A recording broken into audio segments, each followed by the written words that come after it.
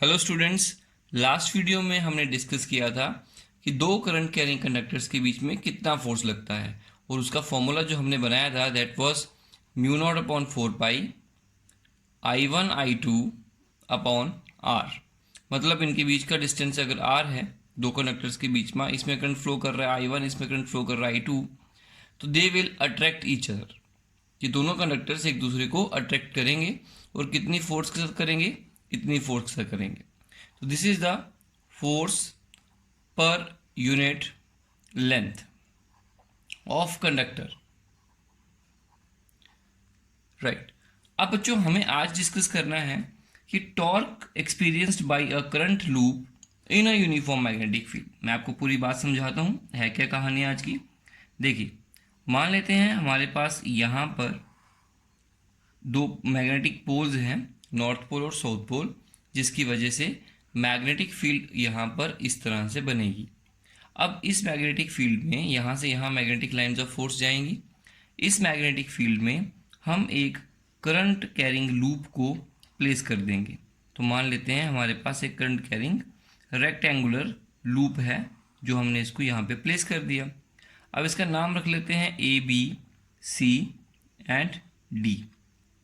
ये कॉइल को हमने प्लेस किया किसी एंगल के ऊपर। तो मान लेते हैं कि इसकी जो लेंथ है वो A है और इसकी जो विड्थ है वो B है। बच्चों यहाँ से अगर मैं एक लाइन ड्रॉ करूँ इस तरह से, तो देखिए कॉइल जो है हमारी वो कुछ एंगल बना रही है इस मैग्नेटिक फील्ड के साथ। तो हमने इसको पैरेलल में नहीं रखा, किसी एंगल पे रखा हुआ है, थोड़ा टिल्ट करके रखा हुआ है। तो ये आप एक तरह से इसका एक्सिस भी बना सकते हैं, यहाँ पे इमेजिन कर सकते हैं। अब हमें ये देखना है कि मान लेते हैं कि इसमें करंट फ्लो कर रहा है लाइक दिस, इसमें इस तरह से क्लॉकवाइज करंट फ्लो कर रहा है इस कॉइल में। अब हम जानते हैं कि कोई भी करंट कैरिंग वायर अगर मैग्नेटिक फील्ड में हो, इट विल एक्सपीरियंस फोर्स। तो बच्चों देखिए, ये जो वायर है दिस वन, ये वायर है, एक ये सेक्शन है AD सेक्शन में करंट फ्लो कर रहा है और ये मैग्नेटिक फील्ड में है, इसलिए इस पर फोर्स लगेगा। फोर्स कितना लगेगा, लास्ट वीडियो मैंने बताया था कि एक करंट कैरिंग वायर पर कितना फोर्स लगता है जब उसको मैग्नेटिक फील्ड में रखते हैं, that is F equal to I L cross B। This is the formula. L is the length, B is the magnetic field, I is the current flowing in that wire। तो बच्चों इस section पर मैं देखिए इस wire पर कितना magnetic field लगेगा या कितना फोर्स लगेगा, देखते हैं। देखिए ये मैग्नेटिक फील्ड का डायरेक्शन है और ये जो है फोर्स जो इस पर लगेगा that is equal to FAD is equal to ILB। इसकी लेंथ कितनी है A, तो मैं यहाँ पे A लिखूंगा, इसकी लंबाई A ली हुई है, तो लेंथ की जगह पर हम A लिखेंगे साइन ऑफ 90 डिग्री। तो 90 डिग्री क्यों आया, क्योंकि देखिए मैग्नेटिक फील्ड और करंट की जो लेंथ है उसके बीच में एंगल कितना है, 90 डिग्री, दैट्स माय 90 डिग्री। तो FAD equal to IAB sine 90 हो गया 1। Let it be question number 1। इसके बाद दूसरी इक्वेशन देखते हैं। अब इस कंडक्टर की बात करते हैं, इस सेक्शन की। तो इसमें करंट नीचे को फ्लो कर रहा है और इस पर भी फोर्स लगेगी, और इस पर कितनी फोर्स लगेगी, वही सिचुएशन बनेगी, FBC is equal to IAB। लेकिन एक बात है, इसका डायरेक्शन कहाँ होगा, इस कंडक्टर का और इस कंडक्टर का। तो देखते हैं, ये जो कंडक्टर है इसमें करंट ऊपर को जा रहा है और इसकी लेंथ ऊपर को होगी, मैग्नेटिक फील्ड इस तरफ होगी। तो यहाँ पे देखिए फोर्स का डायरेक्शन क्या होगा, L क्रॉस B। तो L इधर को है, B इधर को है, तो L क्रॉस B कहाँ को होगा बच्चों, डाउनवर्ड, नीचे की तरफ। मतलब इस पे फोर्स लगेगी अंदर की तरफ, हमसे दूर और पेपर के नीचे वाली साइड। तो इस पे इस तरह की फोर्स लगेगी। इस पर फोर्स कैसे लगेगी, ये L है नीचे की तरफ और ये B है इधर को, तो L क्रॉस B कहाँ को होगा, हिसाब लगाइए, L क्रॉस B जो होगा वो ऊपर की तरफ होगा, मतलब कि हमारी तरफ, लाइक दिस, इस तरफ। इसकी वजह से क्या होगा, एक फोर्स बाहर को लगेगी, इस पर फोर्स नीचे को लगेगी, टॉर्क बनेगा और टॉर्क के कारण ये रोटेट करेगा। क्योंकि इस कंडक्टर में करंट ऊपर को था तो फोर्स अंदर को लगी, इसमें करंट नीचे को था इसलिए फोर्स बाहर को लगी। तो बच्चों जब दो फोर्सेस इक्वल एंड अपोजिट हों और दोनों का लाइन ऑफ एक्शन अलग अलग हो, तब टॉर्क बनता है और ये कॉइल क्या करेगी, रोटेट करेगी। तो कॉइल टॉर्क बनाने से पहले एक बात और समझ लेते हैं कि ये जो आपका एडी है, ए बी, इस पर फोर्स कहाँ लगेगी। तो बच्चों इसका भी एल क्रॉस बी करिए। तो ये देखिए, ये एल है, ये बी है, इधर को ये एल, ये बी। तो एल क्रॉस बी जो होगा वो कहाँ को अब लगेगा फोर्स, उसका फोर्स लगेगा, आप एल क्रॉस बी निकाल सकते हैं, that will be in upward direction. ये फोर्स इधर को लगेगी और इस पर फोर्स कहाँ को लगेगी, ये देखिए यहाँ पे मैग्नेटिक फील्ड इस तरफ है और ये एंगल थीटा है और ये लेंथ है आपकी इस तरह से। तो L cross B that is in downward direction.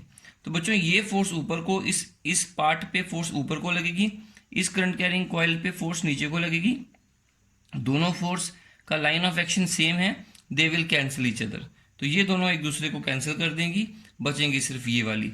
तो जो टॉर्क इस पे लगा, टॉर्क कैसे निकालते हैं, that is force multiply perpendicular distance. तो देखते हैं, मतलब इनमें से एक भी फोर्स ले लीजिए, ये दोनों इक्वल फोर्सेस हैं, इनका एक का मैग्नीट्यूड ले लीजिए और साथ में मल्टीप्लाई करिए परपेंडिकुलर डिस्टेंस को, तो आपको टॉर्क मिल जाएगा। तो बच्चों इस डायग्राम का अगर हम अपर व्यू लें तो वो कुछ इस तरह से होगा। ये मैग्नेटिक फील्ड अपर व्यू, ऊपर से देखिए आप इसको, और ये जो लाइन है ये आपकी कॉइल है। जब ऊपर से देखेंगे तो this point is C and this point is D, इस तरह से होगा। और ये जो इसके नीचे की तरफ, मतलब ये जो पार्ट था सी के नेक्स्ट जो वायर है, इस वायर पे फोर्स लग रही थी बाहर की तरफ, तो इस पे इधर को फोर्स लगेगी और इस पार्ट पे फोर्स लगेगी अंदर की तरफ। तो देखिए बच्चों ये इस तरह से रोटेट करेगा। तो चलिए इस पे थोड़ा सा कैलकुलेशन कर लेते हैं।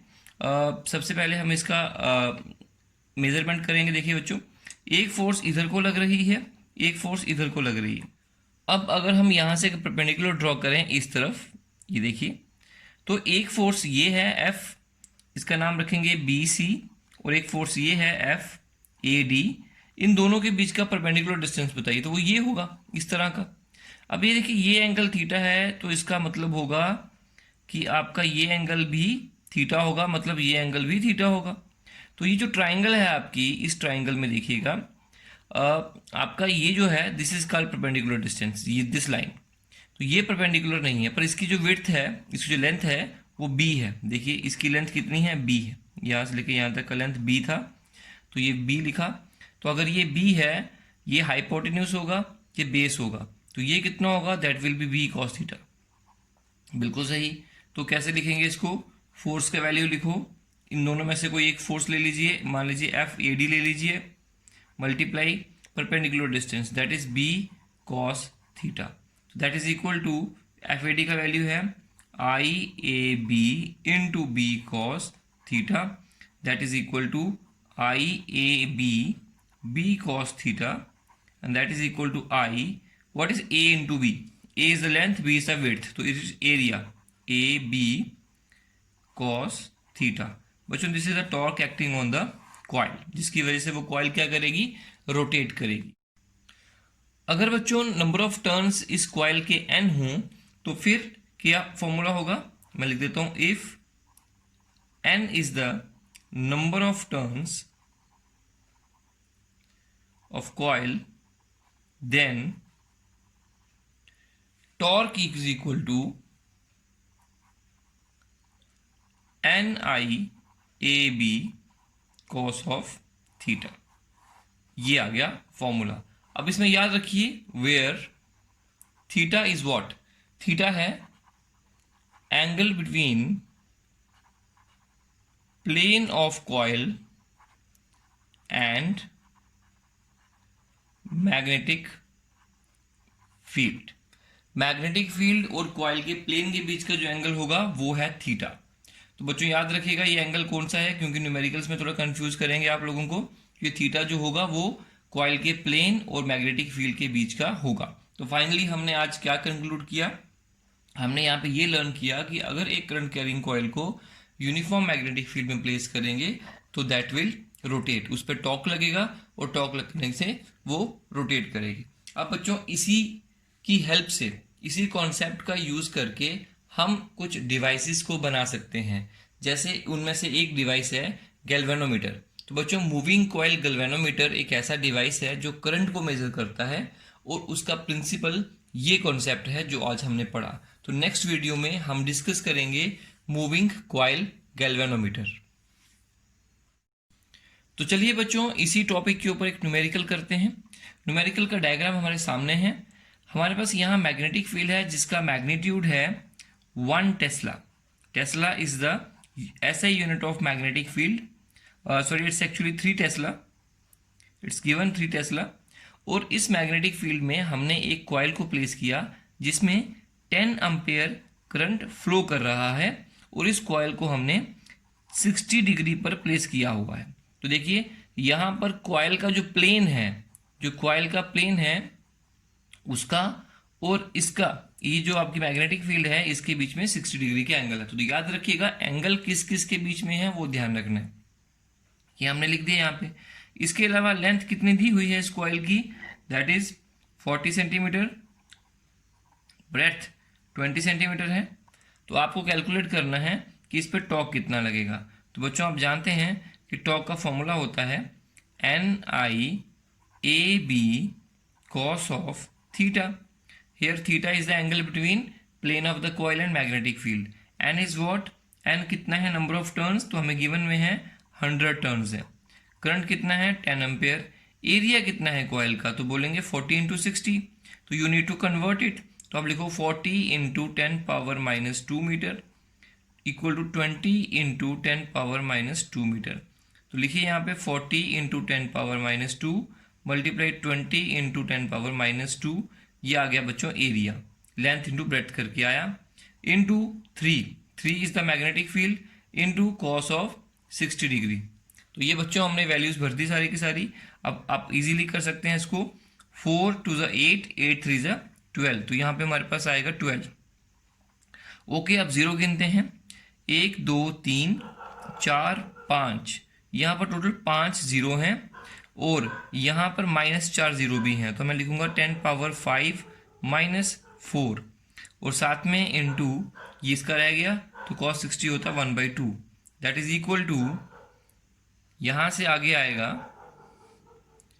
12, ये कट जाएगा, यहाँ पे 6 आएगा, 6 इंटू 10 पावर 1। तो चलिए बच्चों अब इसका कैलकुलेशन करते हैं। 4 टू ज़ 8, 8 3 ज़ 24, 24 हो गया, तो मैं यहाँ पे 24 लिख दूंगा इस तरह से, इनटू अब 10 गिनिए कितने हैं।